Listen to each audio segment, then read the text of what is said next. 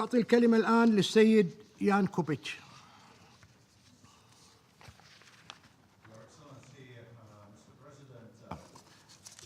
This Security Council meeting takes place just days after the Iraq Reconstruction Conference, so generously co-hosted by His Highness Emir of Kuwait, thus showing once again his and his country's commitment to the humanitarian peace and development cause in the region and in the world. The conference was attended by over 70 member states and international organizations and 2,000 private sector companies. It mobilized nearly $30 billion to support reconstruction. This massive regional and international response is an extraordinary proof of continuous solidarity with and confidence in the government and in the people of Iraq. The Secretary General stated in his concluding remarks, I quote, "In a world where unfortunately good news is scarce, and in the region where unfortunately we see many situations getting worse, the fact that Iraq is on the right track and the fact that the international community has shown its confidence in Iraq is a very important piece of good news." Mr. President, as the security forces continue to clear out remnants of Daesh, Iraq is increasingly focusing on the upcoming parliamentary elections on the 12th May 2018.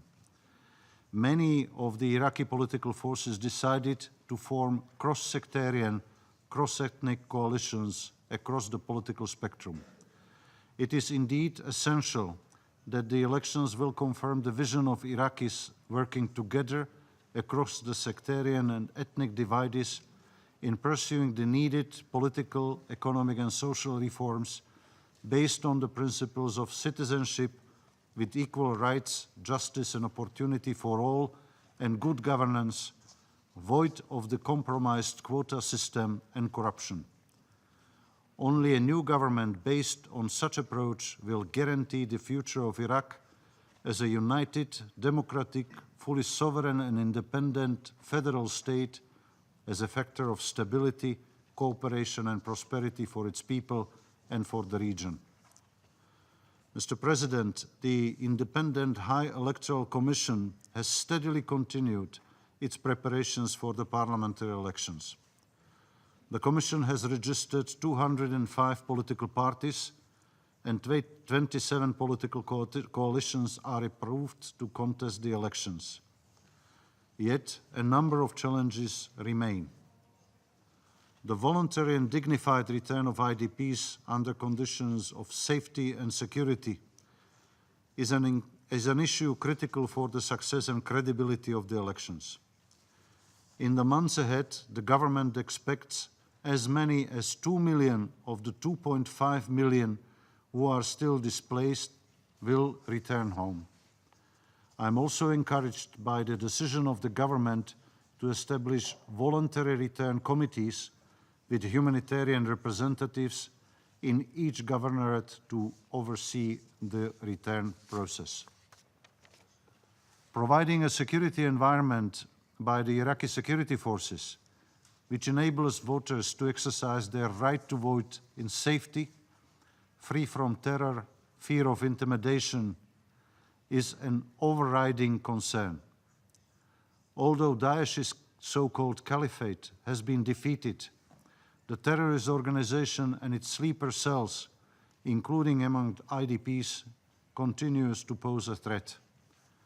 On the 18th of February, in the course of a counter-terrorism operation in Hawija and surrounding areas, a special force from the Popular Mobilization Forces was ambushed and over 20 fighters were martyred.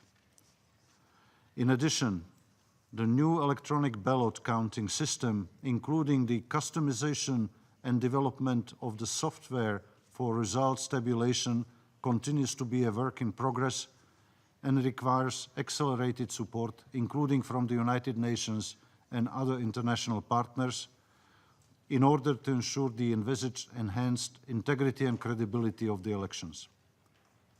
Observation of the elections, both domestic and international, will be a vital component in fostering credibility and acceptance of the results. I strongly urge domestic observer groups, as well as the international community, to participate in the observation of the elections and the international community to provide the necessary support. Credible and acceptable elections with high voter turnout, including in the liberated areas and in the Kurdistan region of Iraq, and with specific measures to facilitate women's participation, will empower the new government to implement reforms, improve accountability and promote inclusiveness and reconciliation between different components and groups in Iraq.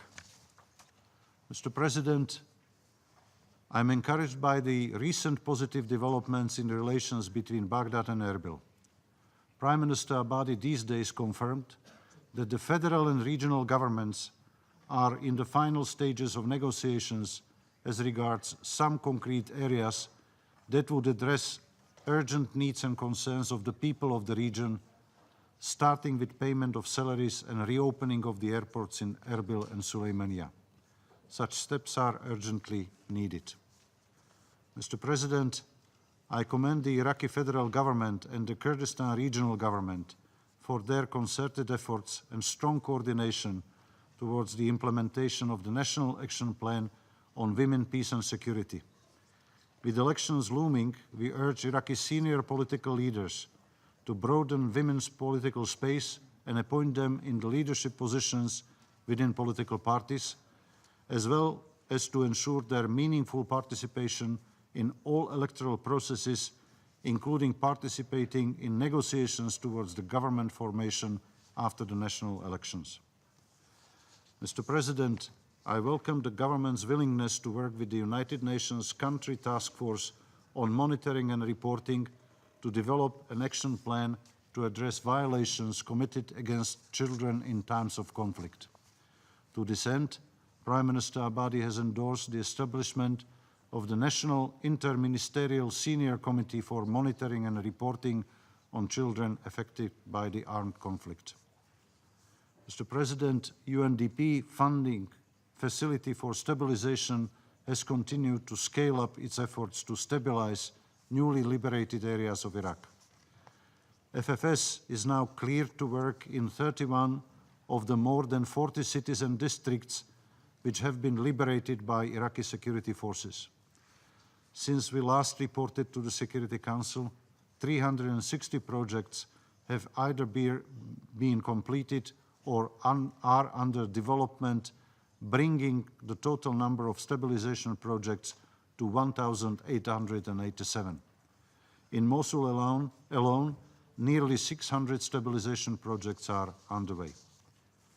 Mr. President, despite strong support demonstrated by Kuwait and commitment to their international and humanitarian obligations shown by Iraq, full normalization of relations will only take place once all outstanding issues concerning Kuwaiti missing persons and property have been resolved.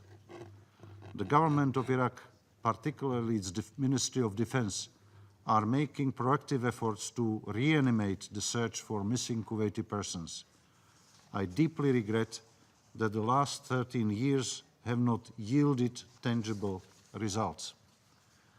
During the last session of the tripartite mechanism, which took place on the 6th of February in Kuwait, tripartite members highly acknowledged the ICRC review project that would serve to streamline and prioritize work, reorient activities, and guide the mechanism. I would like to take this opportunity to call upon the international community to consider how it can support the search for the missing Kuwaiti persons, including through procurement of field equipment and provision of forensic, DNA, and anthropological training and capacity building for the Iraqi and Kuwaiti technical teams. Those member states in possession of satellite imagery from 1990-1991 are particularly encouraged to come forward and provide analysis and information to the government of Iraq that could assist in identification of burial locations. I also reiterate my call for Iraq and Kuwait to come to an agreement on the swift repatriation of located Kuwaiti academic textbooks that have been awaiting official handover for over a year. Mr. President, before concluding, allow me to use the opportunity to thank my outgoing deputy and at the same time RRRC and humanitarian coordinator, Mrs. Lise Grande, for the truly outstanding work in her over 3 years in Iraq. When we praise major achievements in the areas of stabilization, when we applaud hard work and significant results in the humanitarian field, including in civilian-military cooperation that so successfully worked for the protection and benefit of the affected civilian population, notably during the Mosul liberation campaign, we need first of all recognize the leadership and achievements of Deputy SRSG Lise Grande that together with her colleagues made it happen. Thank you for your attention. أشكر السيد كوبيتش على إحاطته.